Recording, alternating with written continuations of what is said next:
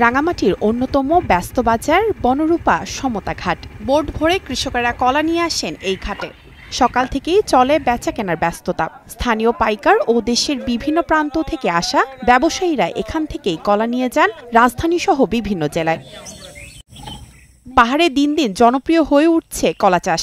বিশেষ পরিচর্যার প্রয়োজন না হওয়ায় ও তুলনামূলক কম খরচে বেশি ফলন দেওয়ায় কলা চাষে উৎসাহী হচ্ছেন স্থানীয়রা। পাহাড়ের উর্বর মাটি ও অনুকূল আবহাওয়া চাষের জন্য বেশ উপযোগী।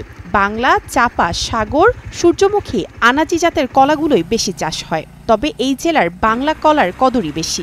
এই কলা বিক্রি করে আর্থিকভাবে স্বাবলম্বী হচ্ছে অনেকে। পাহাড়ে উৎপাদিত ফরমালিন মুক্ত এই কলা চলে যাচ্ছে দেশের বিভিন্ন প্রান্তে। কৃষি বিভাগের তথ্য অনুযায়ী শুধু রাঙামাটিতেই বছরে হাজার কোটি টাকার কলার বাজার গড়ে উঠেছে। ফলে জেলার অর্থনীতিতে এসেছে নতুন গতি। তবে কলার দাম কম পাচ্ছেন বলে অভিযোগ চাষিদের। কলা তো দাম পাচ্ছি না, আমরা রীতিমতো বিক্রি হচ্ছে না, দাম দিতেছে না।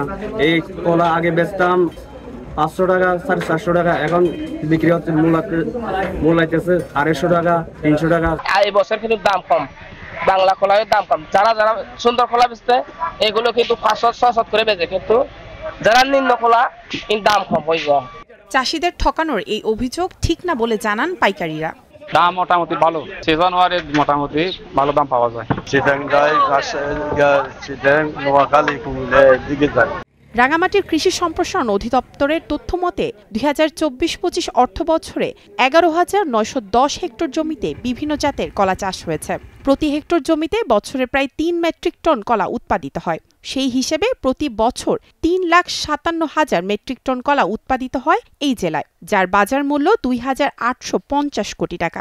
এখানে কলার গাছ লাগানোর পর যে পরিচর্যা, খুব একটা পরিচর্যা করতে হয় না, পরিচর্যাটা কম লাগে, যেহেতু পাহাড়ের পাদদেশে পাহাড়ের উপরে লাগায় রাখে, এটা একটা বিষয়।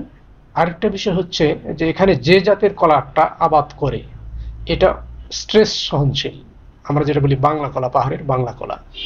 এই কলাটা খরা যেমন অনেকটা সহ্য করতে পারে, আবার যদি পানি উঠে যায় নিচের দিকে, যেগুলো লাগে দেখবেন যে পানি ওঠার পরেও কিন্তু কলার গোড়া পচে না, এটা টিকে যায়। এই দুইটা কারণে আমার মনে হয় যে এখানে কলার আবাদটা অনেক বেশি। পরিকল্পিতভাবে এই খাতকে এগিয়ে নিতে পারলে ভবিষ্যতে পাহাড়ি অর্থনীতিতে কলা চাষ বড় আকারে ভূমিকা রাখতে পারবে বলে মনে করছেন কৃষিবিদরা। Desk report, star news.